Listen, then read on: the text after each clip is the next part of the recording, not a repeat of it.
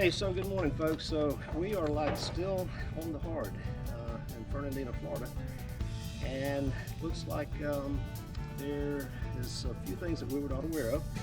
So we're going to be here somewhat longer than anticipated. So while we're here, there's a few things on our to-do list to get ready for our pretty much 5,000-mile trip this year, the Down East Circle route. And one of the things that we wanted to do before we got started was to build some fender boards. So that's our project for today. We've already gone to Lowe's. We bought one 2x6x12, had them cut it into equal pieces, and then we're going to make us some fender boards. And fender boards are pretty much necessary when you go to places that have big stops and there are exposed pilings, and we'll show you how that works a little bit later. And also, we are going to be going through dozens of locks this year, and lock walls are known to be somewhat rough and really cut into fenders, and so we're going to form these so that we can protect our vessel. So here we go.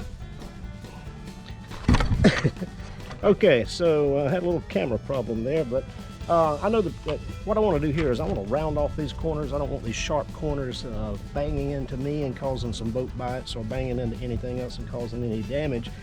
And I know the professional way to do this would be with a compass, but I just didn't happen to have a compass laying around, so I rummaged through the first mate's galley and found a Tupperware lid that works perfect here for marking this to be cut. So a little bit of ingenuity there, or laziness for not wanting to go to the store or something. But anyway, I think that will work just fine.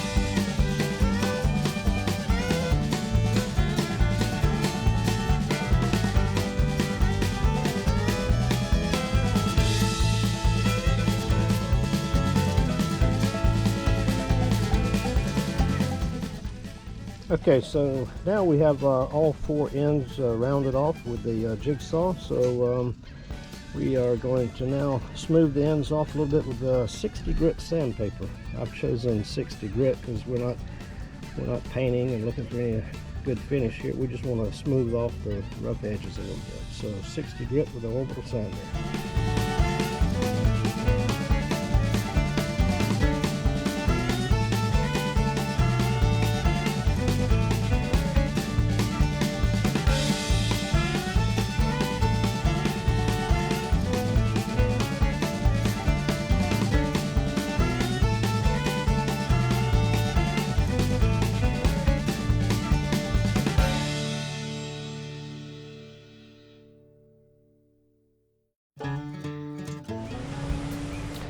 So when I started looking at different designs for these fender boards, there were several that I looked at.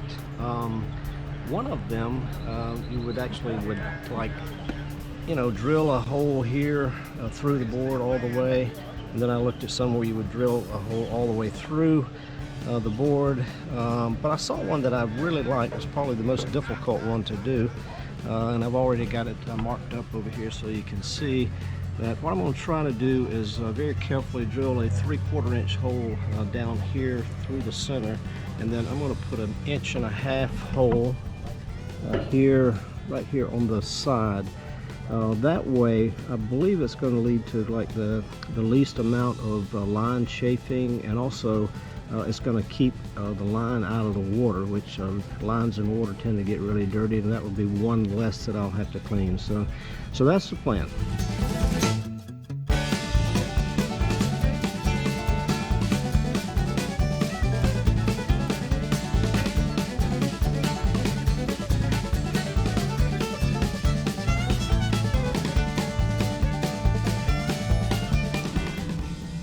Alright, so here we are. We have two fender boards made with the holes here to put the line down in and bring the line out through here, and we will put a stop knot in the end there. So, ready for the line. And that's pretty good, if I did say so myself. What do you say, First Matey? Looks alright. There we go. I got final approval. So now we're ready to make the lines for the fender boards, and This is not a video on how to whip the ends of lines. And by the way, you hear me saying line, line, line. There's no such thing as a rope on a boat. However, I am not an expert at whipping the ends of lines, but I did do a YouTube search of whip line ends, or you could actually use the word rope there. Even though we don't use that on the boat, you could do a YouTube search for whip rope ends and you will find several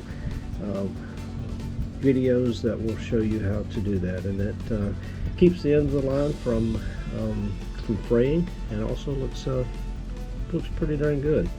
And I do this to most all of the lines on our boat.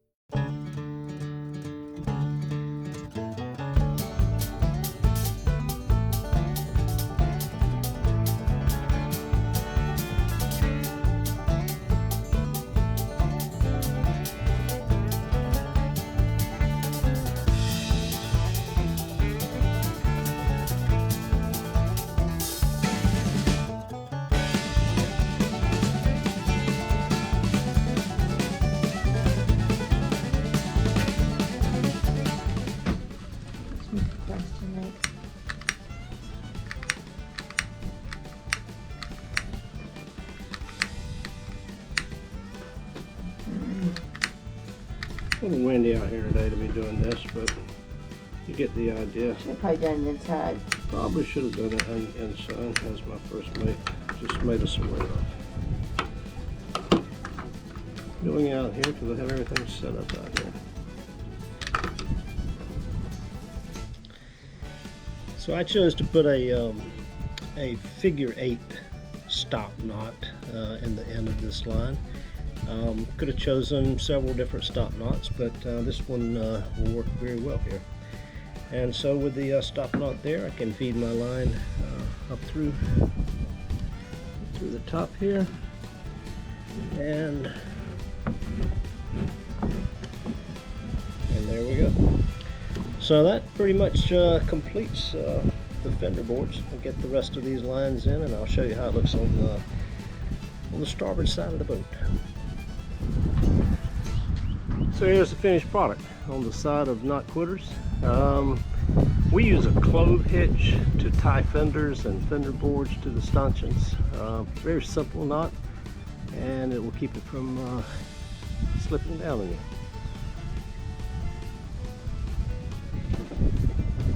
Well, thanks so much for watching the video. And as you can see, unfortunately, we're still on the hard. And the possibility of us actually hitting a pylon or a dock right now is not too great. But hopefully that is going to change soon and we'll get splashed. And we certainly hope that we will see you on the water soon. Love for you to subscribe to our channel, leave us a comment, we'll reply to it. Follow us along on Knot Quitters. Well, that's it for today from Skipper Tim and First Mate Tanya.